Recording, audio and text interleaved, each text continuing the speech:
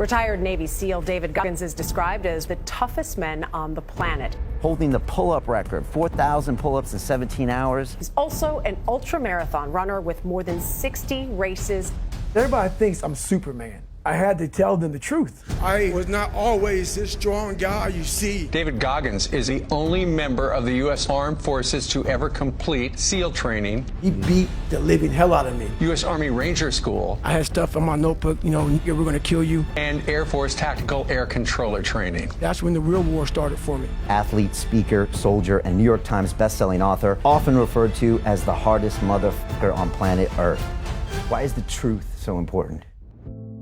I'm about 7, 8 years old, and I hear some ruckus outside my room as I'm getting ready to bed down for the night. And my dad is smacking the hell out of my mom and knocks her. She falls down, he grabs her by her hair and drags her down the stairs by her hair. And so at this age, I'm sitting thinking, man, what the should I do, man? I'm scared, but then something in me saying, you gotta go and do something. So I go on the stairs and I jump on his back, and he beat the living hell out of me. And he beat me literally from my neck down to my ankles. The next morning, I was gonna go to school half the day. My mom woke up and she pulled the covers back. And when she saw how bruised I was, I'll never forget looking at her face. She was broke, she was just broken.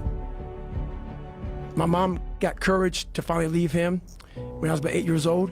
We moved to a small town in Brazil, Indiana, and that's when the real war started for me. There was about maybe 10 black families at about 10,000 people in the town. And in 1995, the KKK marched in the 4th of July parade. So me being one of the few black kids in that, in that area, it kind of haunts you. I had stuff on my notebook, we're gonna kill you. They had that on my card, we're gonna kill you. This is early 90s. And even though I showed it didn't hurt me, it was jacking me up. So all the insecurities I had when I was a kid with my father, it just got worse and worse and worse. And the shit haunted me, but I was doing nothing about it. And so my mom and I, she was gone working 3 jobs. We lived in a $7 a month place for a lot of the time. And she had a hard way to go. I kept everything from her pretty much. I felt like I was the man of the house. So I didn't want her to know anything about my life. I cheated all through school, copied from the 4th grade to my junior year in high school on every assignment. She got a letter in the mail from my high school. And I'm a junior in high school, and the letter says pretty much your son's gonna flunk out. He's missed 25% of school. Because she was always gone, so I didn't went to school. She read the letter to me, she put my bed, and I broke.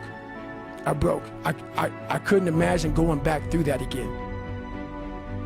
And I started finding things that was comfortable. And the more things I found comfortable, the more uncomfortable my mind was. And I gained 125 pounds in that time frame. I went from 175 to almost 300. And I started working for a job called Ecolab, where you spray for cockroaches at 24. Driving home, turned the TV on, and I was taking a shower. I walked out, heard these guys. I saw these guys going in the water, so I was terrified of it. I mean, I can't even express. And these guys ringing the bell, quitting, dropping their helmet down, rolling out. A lot of guys just leaving. And it made me reflect on my fears, my insecurities.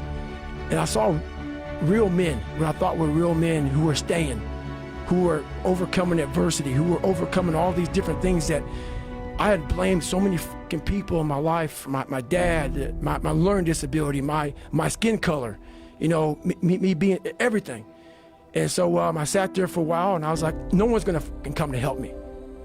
No one's gonna fucking come to help me. It's fucking me against me, period. And I said, the first thing I gotta start doing is facing every fucking fear I have. At this point, I actually drive back to Buffalo, New York to see my dad. Haven't seen him in years because I realize now I gotta fix some shit.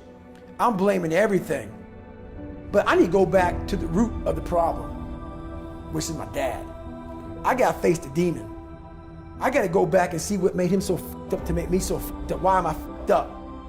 And I go back as an older man now. I'm in my 20s. I'm not a kid anymore.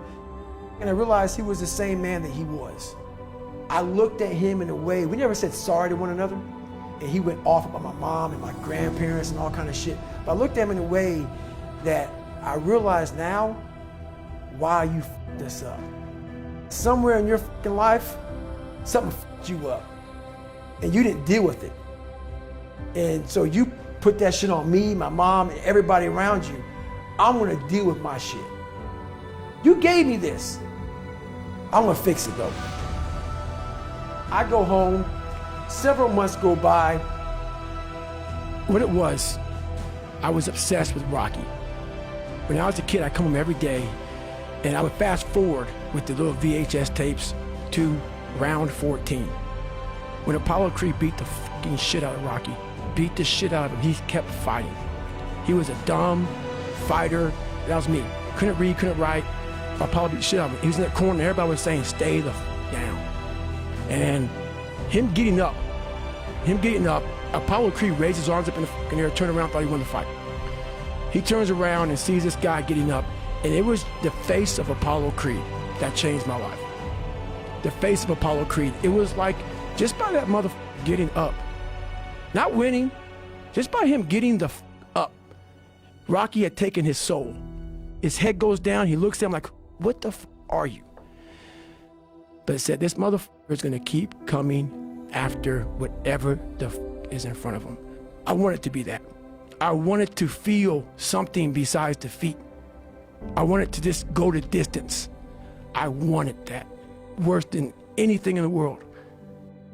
And now I'm like, okay, here we go. It's time to be a Navy SEAL. Hell Week is 130 hours of continuous training. You might get 2 hours of sleep. And what it does is, it's designed to break a man. If you only fix the surface, you will never get through Hell Week. We're all, a lot of us are going through a hard time in life. Some people have been bullied, some people are just stressed out, some people are insecure. And the world puts a lot of this shit in your mind. It's not just you. I had to develop a mindset that was indestructible. I had to armor plate my mind. It's about what you're saying to yourself, but it also comes with work. We have a factory, a nice governor in our brain, and it's a survival mechanism. It protects us from pain and suffering. The second we feel that shit, our mind says, oh no, this isn't fun. We should back off. We should sit down, find something more comfortable. It knows what you're afraid of. It knows your insecurities. It knows your deep, dark lies. And it starts to push you away from that shit. It pushes you in a direction that is comfortable. This is the time where you have to gain control back of your mind. I had to build calluses in my brain the same way I built calluses on my hands. The only way I can turn around is put myself through the worst things possible a human being can ever endure. And that'd be the only way that I can build this brain to handle anything that comes in front of it. Retired Navy SEAL David Goggins is described as the toughest man on the planet. You're the only member of the U.S. Armed Forces to have completed Navy SEAL training, U.S. Army Ranger School, and Air Force Tactical Air Controller training, and you have competed in more than 60 ultra marathons, triathlons, and ultra triathlons, and breaking the world record for 4,030 pull-ups in just 17 hours. Why is the truth so important? I had to tell him where I came from, to give people hope that, wow, that's where he came from, and now he's there. I'd like to thank my mom up here who